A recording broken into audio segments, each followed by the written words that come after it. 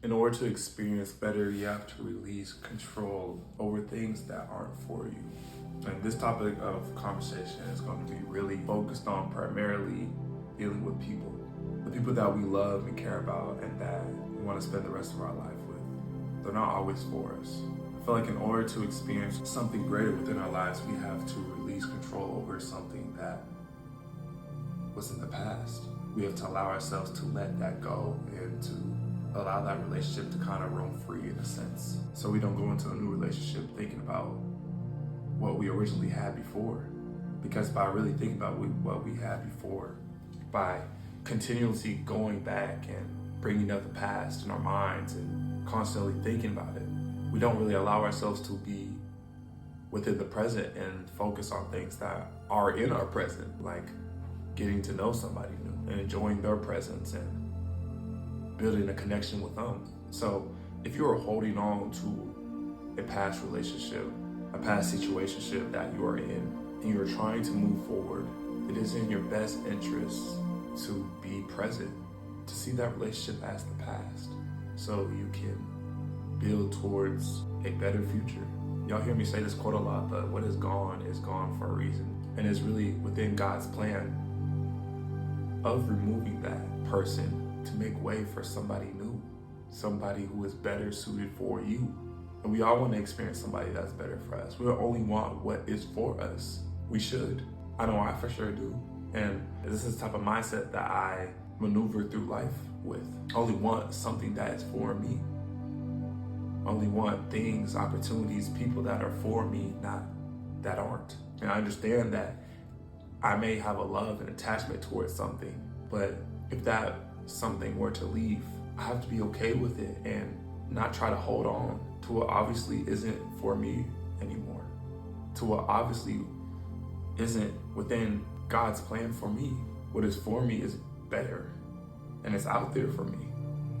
You know, I feel like in regards to having a partner, a romantic partner, we have more than one option. We have many soulmates within this lifetime, not just one. And by thinking the person that we were so deeply infatuated with and so deeply in love with is going to be the only one we could love and who could truly love us within our lives, we close ourselves off from finding something better. And we can't do that to ourselves. We don't even know what's out there. And maybe that's what brings us a sense of anxiousness, a sense of feeling scared for our romantic future, because we don't know what it will look like.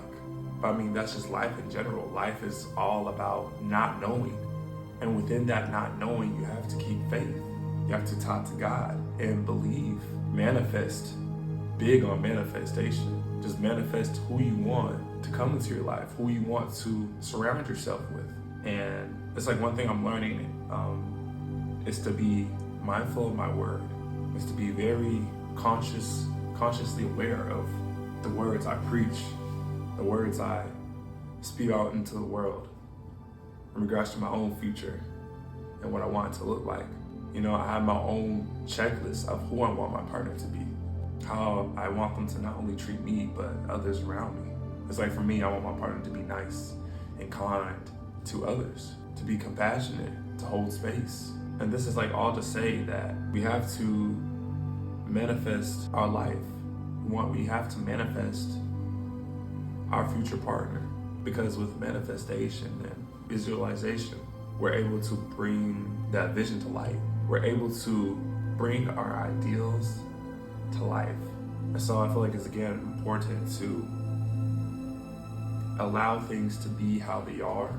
Let's say you broke up with your girl or you broke up with your boyfriend and you guys have been in a long committed relationship, and no matter how it ended, either good or bad, you held on to that. You have to do the work of really healing from that and reviewing your feelings in regard to the breakup, assessing them, of course, you know, giving yourself time to feel, but then to allow yourself to not dwell in what it was for too long, to allow yourself to get excited still, because you still got life to live, you still got things to experience, better and great things to experience, you know, and to give room and opportunity for something new, for something greater, you know, even greater than you imagined it to be.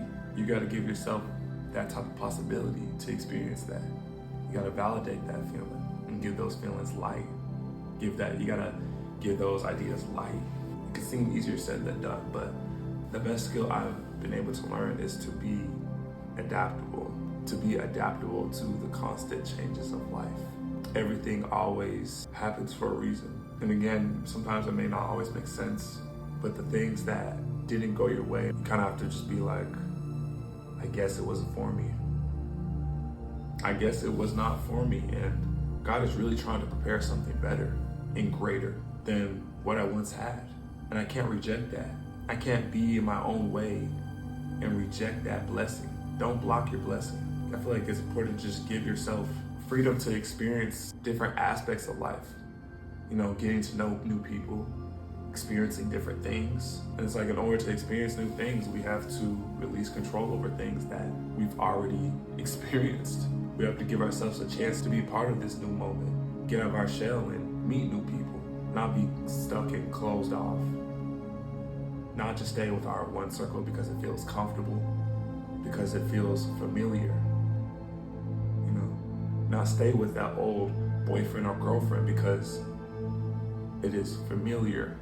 And this is, of course, if you are out of a relationship, but to not stay stuck on that old boyfriend or girlfriend because it seemed comfortable, because that relationship provides you with a sense of security. You won't be able to enjoy and value something else as much as you did within your past experiences if you don't give yourself a chance to. So I really think it's important to not dwell on the past, allow the past to be the past, and allow the present to be the present. I feel like there's like a certain excitement about it, a certain excitement about living within the present and meeting new people, trying new activities, experiencing new things. Like, there's something more exciting about it instead of just dwelling on the past and what I used to have, or even who I was before within that past. Like, we gotta give ourselves a certain amount of love to keep pushing forward and to kind of romanticize what our life will be like in the future. I feel like we have to give ourselves a chance to romanticize our life and find the beauty within what could be and not continuously reflect on what was. How will we be able to ever move forward if we do that? Like, we have to be mindful to acknowledge that we're getting in our own way, because if we aren't, we're kind of allowing ourselves to be on a sinking ship. And you're gonna wonder why you don't get to experience anything nice or why you're miserable. Allow the past to be the past. And it's like, I feel like a great analogy to describe a conversation like this is the idea of you being in front of a mirror and there's a cloud in between you and the mirror. You can't see yourself, you can't see your reflection, you can't see your own future because you're too absorbed, you're too distracted by what's going on in the cloud and what is within the past, so you can't move forward. You have a clouded perspective. You have to remove the fog, unfog your brain, unfog your mind. Give yourself a chance to properly heal and move on from whatever love, relationship, or experience you had with somebody. And that means blocking, and that means doing things to help you move forward effectively. Then you have to give yourself a chance to do that for yourself. So what is gone for a reason. You know, the sooner you allow yourself to accept that fact and really release any sense of fear or control or anxiety that you have towards the future and towards the idea of letting go.